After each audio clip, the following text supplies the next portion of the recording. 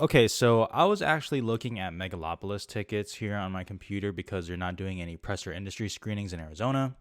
Why would they? And I don't know how I never heard of this, but they're doing an early IMAX screening of it today, Monday, which is great. Happy to do that. But only one problem. It is at one theater here, and it is really far away. And the reviews for it are obviously all over the place, but they definitely skew more negatively. And a lot of people that I personally follow and trust do not like this movie. So I just don't know if it's actually worth driving the whole way.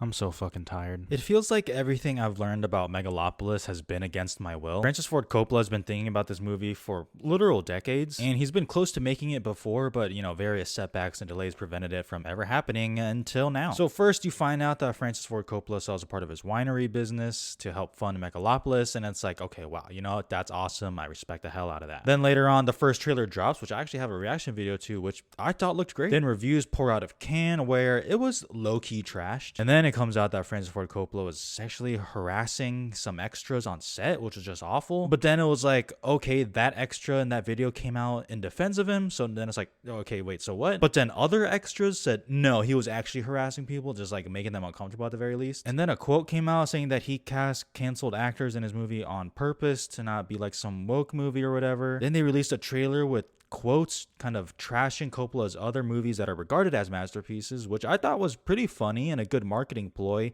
until someone found out that they were all fake and AI generated, which led them to pull the trailer and then fire the marketing consultant responsible. Then he announces he's suing Variety for $15 million for that sexual harassment article. And then it comes out that he asked Amazon to develop voice recognition software for Megalopolis, so the audience question portion, where a live person in the audience is kind of interacting with the movie with Adam Driver, that he would respond in the movie, which is an experience I cannot imagine. Not knowing prior, I would have passed out on the spot. And now, at least as of when I saw, tracking is showing the movie is projected to open between $5 to $10 million on a budget of $120 million, which doesn't sound good to me, but you let me know in the comments. And after driving far, far away to see this film, it's a mess. It's a big, wild, ambitious, beautiful, funny, bad mess. And yes, as you can see per the change of clothes, it's the next day. I could not be asked to review this movie when I got home, so just that explains that. I am going to read the Megalopolis synopsis from Letterboxd because I don't want to summarize this myself. Genius artist Caesar Catalina seeks to leap the city of New Rome into a utopian idealistic future while his opposition mayor Franklin Cicero remains committed to a regressive status quo, perpetuating greed, special interests, and partisan warfare. Torn between them is socialite Julia Cicero, the mayor's daughter, whose love for Caesar has divided her loyalties, forcing her to discover what she truly believes humanity deserves. Now, that's obviously a lot, but it does sound pretty great. It's just that it's not. This movie has so many ideas. It is bursting at the seams of it all. Power, corruption, politics, legacy, the future, the past. It tackles it all. And as said before me, and surely will be said after me, this movie is one huge ambitious swing. But oh my God, we talk about cohesion a lot in film.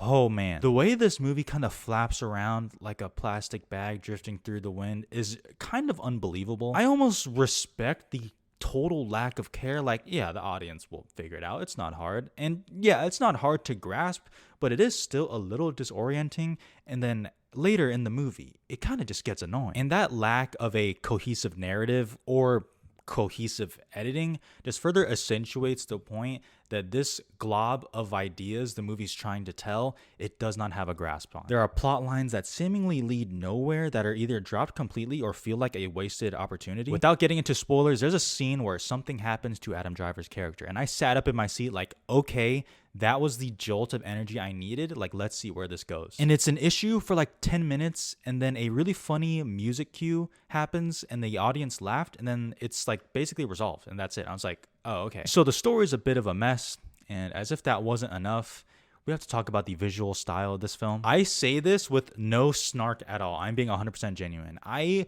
kind of respect the absolute balls to the wall style this movie portrays. It really throws everything at you, yes, with its story and its messages, but also the visuals are crazy. This movie has so many different ways of communicating with you, the audience. It's insane. It's like this, or it's like this, or it's like this. Why not? And I do think that visual style actually works in some scenes. There's some scenes of surrealism with some drugs, and it actually makes sense because it's effective in that way. It adds to the experience of what the audience should be feeling in that time. But there are other times where I'm like, what is happening to my eyes right now? It is a disorienting experience for sure. This has been a script that's been in waiting or rewritten for decades, and it feels like it. It's a big pot of jumbled ideas and performances. Oh my God, we need to talk about the performances. You know how sometimes I talk real quickly about how I love that all the actors feel like they are in the same movie, that they all get the assignment, right? This is like the other side of the spectrum with that. I do not know what movie half of the actors are in. I would like to see the movie that Adam Driver is in, okay? He gets it. I believe it, and I know his career is in like a weird spot. He's done a lot of weird stuff lately. I still think he's one of our best actors. He comes out innocent. But some of these other actors, some of which are great, I do not know what's going on. And every performance, whether it's a great one or a bad one, attributes at least some of it to the director. So I want to say that off the top. But what the hell? Aubrey Plaza plays Wow Platinum. Her name is Wow. And by the way, I'm about that. We need more silly names in movies. I totally stand by that. And I get that her character is definitely the most out there. I'll talk a little bit more about it in a second. But that was not it for me. I'm a bit surprised. I've seen people shout her out. I don't know. Like, it's a really zany performance, I guess, compared to a lot of other stoic ones. So it definitely can stand out. But not in like the best way. Like, if it was in a different movie that matched her vibe a little bit, maybe, but I don't know. Natalie Emanuel, who is gorgeous, by the way. I mean, what is your skincare routine? My audience kind of laughed at some of her line readings, which is very mean, but it happened. And I like her too, so she's a good actor. So again, I'm not sure what's going on there. And Shia LaBeouf, I don't know, man. I just didn't buy it. On paper, it makes sense that Shia LaBeouf was cast. On paper. But it just did not fit. It felt so out of place. Like, I didn't even know what's happening. I mean, him and Aubrey Plaza kind of feel like they're in the same movie, and everyone else is in a different movie with Adam Driver, but then some other actors are in another movie. It is so all over the place. And I should say, that is also a fault of the script. Some dialogue is clunky, and the way it bounces around is clunky. The characters are not fleshed out. With the exception of Natalie Emanuel's character, the females in this movie is basically just like, be hot. Wow Platinum is a reporter who basically exists to seduce her way to power, but is just constantly wanting Adam Driver in the most ridiculous of ways. Here's a real line from the movie, okay? I'm gonna read it. "You're anal as hell, Caesar. I, on the other hand, am oral as hell." Fucking fire. Adam Driver also sometimes feel like he's like a coked out Professor X from the X-Men. I don't know. So I know you hear all that, and you're either, more excited to see it, or you're just exhausted. And it sounds like I'm talking about what might be the worst movie of the year. And I'm not.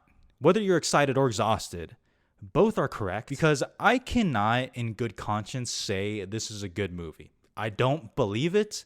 I just didn't see that when I was watching it. It is an absolute mess. But I would also be lying to you if I didn't say that there is something about this movie that does endear me a little bit through the mess. The way I can literally see someone throwing everything they have at the movie for their passion project for decades, like, there is something to admire about that, at least. And there is a level of sincerity that at least I felt through the end of the movie. Francis Ford Coppola has talked about this before, and he talked about it in the Q&A beforehand, but he is an optimist. He is unabashedly optimistic about the future of film, yes, and also just the world. He believes that good pulls through in the end, and in the most wacky, exhausting, and tedious way, he makes that statement with Megalopolis. Some are taken by this movie's sheer spectacle and ambitiousness, and others want to smash their head through a door. I can honestly say I went through both emotions during this film. People kind of laughed at the film, and there are moments where I did the same, but it also did make me kind of enjoy the film more just based off its sheer ridiculousness. I was both impressed by the visual language of the film and also absolutely overstimulated. I wanted this movie to end, but when it did, I kind of felt that I could go back again. Oh man, this does feel like a remnant of Francis Ford Coppola's career, and I have no clue what you will think about it. For all the good in this movie and all the bad, and I do think there is more bad in this movie than good, as I talked about, in a weird way, I still kind of recommend seeing it. It is an experience, one surely that you may not forget. And if I can end this review by quoting critic Matt Singer's Letterboxd review, which I think sums it up perfectly, whatever rating you give this movie, it is absolutely correct. And so is mine. Megalopolis, 2.5 stars? What a time to be alive. I mean, wow. Yeah.